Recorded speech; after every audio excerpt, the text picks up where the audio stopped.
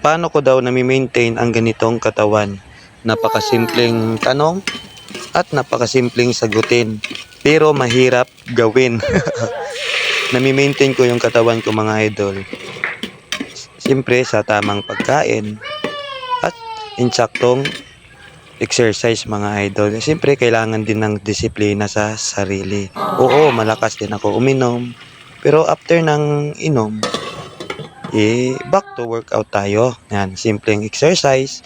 I-maintain natin yan umaga hanggang gabi pag may time lang. At siyempre, tamang pagkain talaga tulad ng gulay. Ako talaga mga idol, kahit saan man ako mapuntang okasyon, mapainom ako, makakain ng maraming kolesterol. Pero pag uwi sa bahay, laging gulay ako mga idol. Yan talaga yung importante. Kahit anong klaseng gulay.